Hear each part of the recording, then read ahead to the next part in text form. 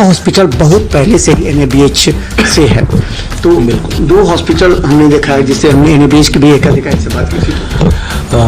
Saraf hospital quality of treatment के लिए एक जाना हुआ नाम है, जैसा कि सब लोग जानते हैं। अब एनएबीएच का अभी जितने भी हॉस्पिटल है दरभंगा में वो एंट्री लेवल पे है। मेरा भी हॉस्पिटल अभी एंट्री लेवल पे है। फुल एनएबीएच हॉस्पिटल बिहार में ही 2-4 है, और अब हम लोग अपने हॉस्पिटल को फुल एंड मतलब कंप्लीट एनएबीएच लेना चाह रहे हैं।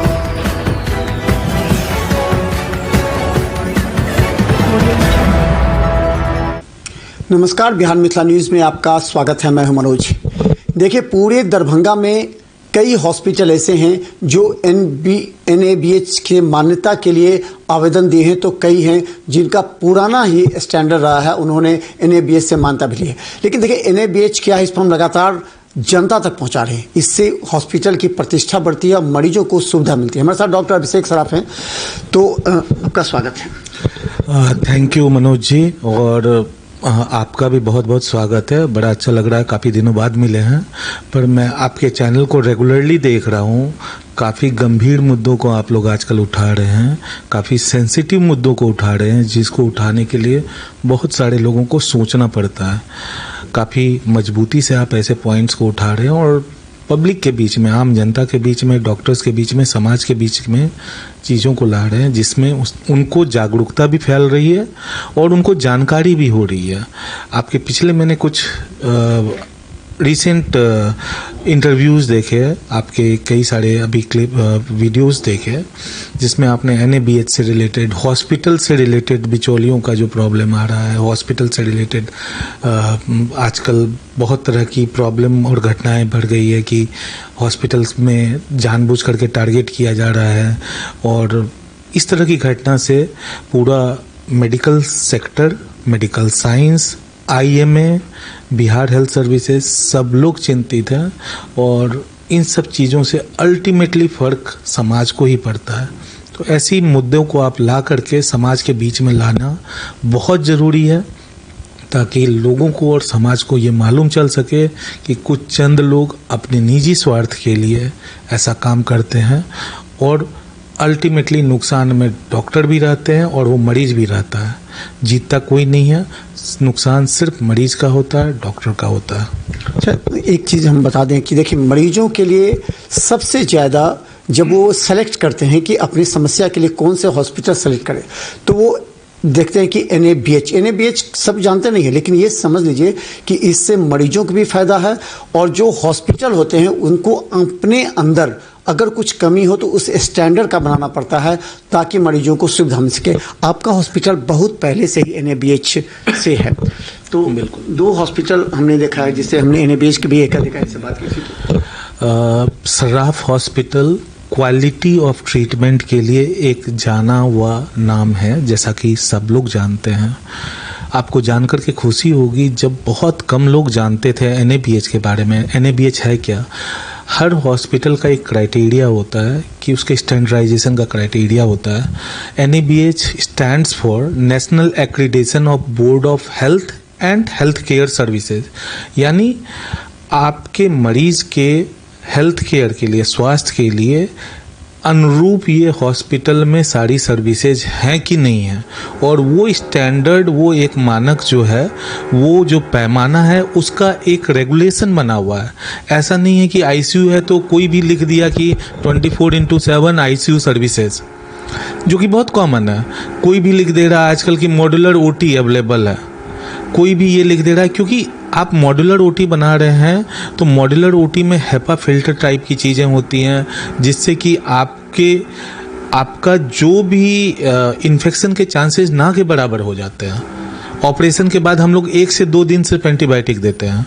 आपका स्टैंडर्डाइजेशन होता है, जितने भी सामान को आप स्टरलाइज करते हैं, जो सामान को आप इस्तेमाल करते हैं ऑपरेशन के दौरान, उसका भी एक स्टैंडर्डाइजेशन होता है।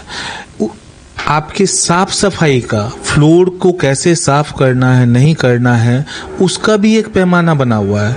तो सब चीज़ का एक सिस्टम बना हुआ है और वो चीज़ फॉलो हो रहा है कि नहीं हो रहा है, ये NABH देखता है और उसके बाद ही उसको आपके हॉस्पिटल को मान्यता देता है कि आपका NABH एक्रीडेटेड हॉस्पिटल है कि नहीं है। मरीजों के लिए सबसे बड़ी बात है कि कोई भी हॉस्पिटल मरीजों के लिए ही है, मरीजों पर निर्भर है। मरीज ये एक्सेस करता है कि सबसे पहले कि हॉस्पिटल जहाँ हम जा रहे हैं वहाँ साफ सफाई, सुरक्षा के साथ उनका मेडिकल रिकॉर्ड भी हर हॉस्पिटल को चाहिए कि एक मरीज का एक एक रिकॉर्ड रखना, कभी भी आवश्यकता पड़ सकती है। तो इसके लिए एक सिस्टम कैसे आप अपने यहाँ डेवलप कर रहे हैं? देखिए, अभी चीज़ें, मैं सच बता रहा हूँ मनोज जी, मुझे तो आप जान रहे हैं, बहुत सालों से तो नहीं हूँ मैं, पर मैं पिछले 8 सालों में इस शहर में चीज़ों को बदलते हुए देखा है। मेरा हॉस्पिटल पहला हॉस्पिटल था, कोई उस समय, मैं चैलेंज के साथ कहता हूँ, कोई हॉस्पिटल उस समय NABH नहीं था जब मेरा हॉस्पिटल NABH की मान्यता उस समय लिया था और QCI की मान्यता लिया था, जो कि क्वालिटी कंट्रोल ऑफ इंडिया है। दोनों एक स्टैंडर्ड चीज़ें हैं जो कि बड़े हॉस्पिटल फॉलो करते हैं। आपने जो सवाल उठाया कि डॉक्यूमेंटेशन, तो अभी आप जैसे देख रहे थे, मेरे यहाँ तो सारे डॉक्यूमेंटेशन ही ऑनलाइन है। आपके मरीज के आने के बाद उनसे जो भी चीज़, पैसा लिया जाता है, बिल दिया जाता है, कंसेंट लिया जाता है, आपके इलाज का जो डॉक्यूमेंट्स है, आपके एक्सरेज हैं, आपकी बाकी जांचें हैं, सारे चीज़ का डॉक्यूमेंट्स एक साथ, उसकी डिस्चार्ज समरी, उनके कंसेंट, क्या क्या उस दौरान हुआ, जब मरीज मेरे यहाँ मानिए 5 दिन रहा तो उस 5 दिन में क्या क्या उसके साथ बीता है, उसका सुबह दोपहर शाम की चार्टिंग होती है, मॉर्निंग आफ्टरनून इवनिंग में सारे डॉक्टर्स उसको देखते हैं। तो ये सारी चीज़ के रिकॉर्ड्स को रखने के लिए मेरे यहाँ या हर बड़े अस्पताल में एक अलग डिपार्टमेंट होता है जिसको MRD डिपार्टमेंट कहते हैं, मेडिकल रिकॉर्ड डिपार्टमेंट हम लोग कहते हैं। और वो एक बहुत इम्पॉर्टेंट पहलू है डॉक्यूमेंटेशन को रखना। पहले ज़माने में लोग पुर्जा लिखते थे, भेज देते थे, पर वो सिस्टम और वो ज़माना चला गया है।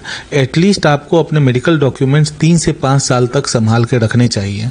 और जैसा कि आप देख सकते हैं कि मेरे यहाँ आपको मैंने दिखाया भी है कि आज जैसे मैंने जितने भी पेशेंट देखते हैं वो सारी चीज़ का तो हम लोग के यहाँ मेडिकल रिकॉर्ड्स अवेलेबल रहता है। जैसे आप देख सकते हैं ये 41 पेशेंट्स को आज मैंने देखा है, तो ये सारे नंबर्स मेरे पास यहाँ पे दिख रहे हैं और इनके बारे में मैं जब चाहूँ, यहाँ पे चाहूँ, दिल्ली में चाहूँ, बॉम्बे में चाहूँ, मैं वो डॉक्यूमेंट्स और सारी चीज़ों को जान सकता हूँ कि इसकी रिपोर्ट क्या आई है, क्या चीज़ है, किस चीज़ का मरीज़ है। क्योंकि ये पॉसिबल नहीं है, आप हर दिन सैकड़ों मरीज़ को देखते हैं और मेरे पास 3 दिन पहले का भी मरीज़ आएगा और पूछेगा डॉक्टर साहब हमारा दर्द घट गया या बढ़ गया, तो मुझे कैसे याद रहेगा। तो मेडिकल रिकॉर्ड डिपार्टमेंट बहुत इंपॉर्टेंट पहलू होता है, उसके लिए एक अलग डिपार्टमेंट है हमारे यहाँ। एक चीज़ और होता है कि NABH देखने के बाद जो बड़ी निजी और सरकारी जो इंश्योरेंस कंपनी होती है वो प्रीफर करती है, क्योंकि आजकल हमको लगता है कि आपके यहाँ अगर ऑपरेशन में है 70% तो जो इंश्योरेंस कंपनी चाहे निजी हो या गवर्नमेंट हो वो ज़्यादा प्रीफर करती है। तो वो भी देखते हैं कि NABH में कि किसको दिया जाए। तो इससे भी आपको फ़ायदा पहुँचता होगा या फिर इसके लिए अपने आप को अपडेट रखना पड़ता होगा? बीइंग ए डॉक्टर मैं आपको ये कह सकता हूँ, मैं मरीज से पैसे नहीं लेना चाहूँगा।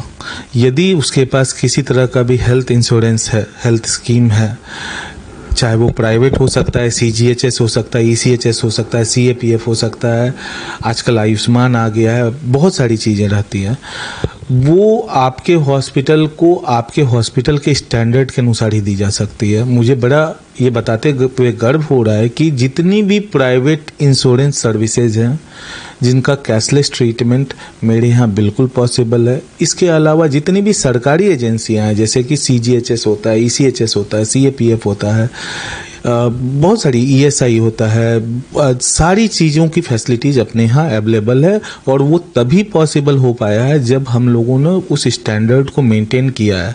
आपको याद होगा मनोज जी कि आज से 5 साल 7 साल पहले बहुत कम लोग क्लिनिकल इस्टेब्लिशमेंट एक्ट लेना चाहते थे, पर आप यदि प्राइवेट हॉस्पिटल चला रहे हैं तो मैं पब्लिक की जानकारी और आम लोगों की जानकारी के लिए दे दूं, मोर देन 40 सर्टिफिकेट्स हम लोग के पास अवेलेबल रहते हैं।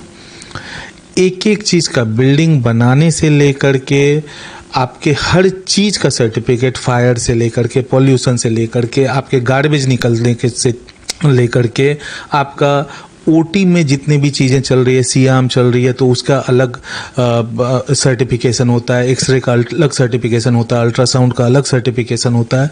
तो मोर देन मुझे लगता है 40 से ज़्यादा certifications of clinical establishment act होता है।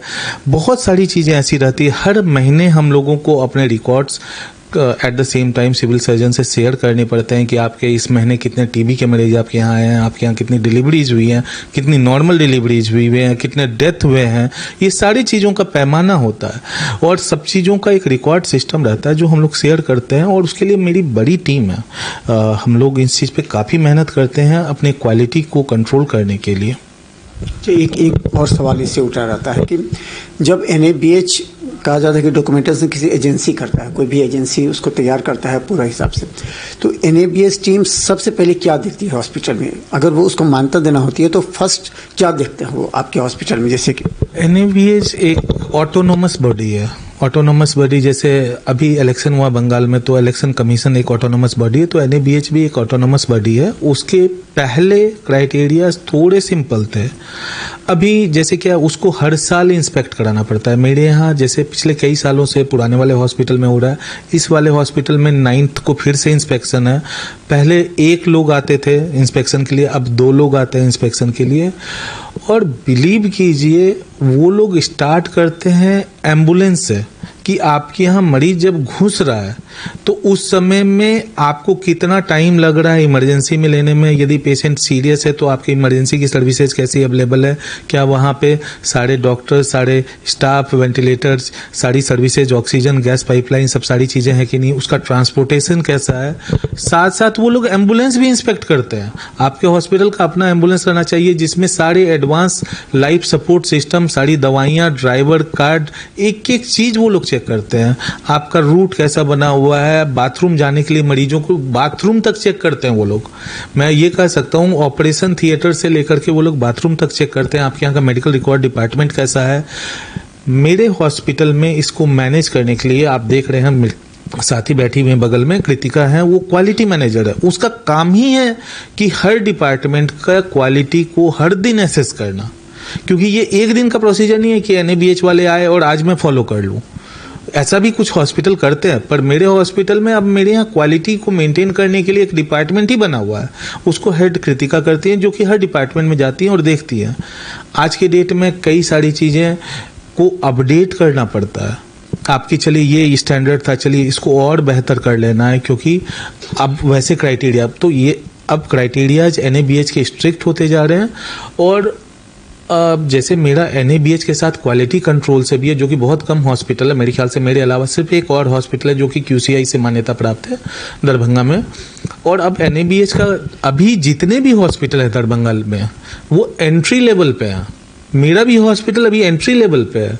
फुल NABH हॉस्पिटल बिहार में ही 2-4 है, और अब हम लोग अपने हॉस्पिटल को फुल मतलब कंप्लीट NABH लेना चाह रहे हैं। एंट्री लेवल थोड़ा सा रिलैक्सेशन रहता है उसमें, पर जब आपका कंप्लीट NABH रहता है तो उसके रूल्स और भी स्ट्रिक्ट रहते हैं, उसके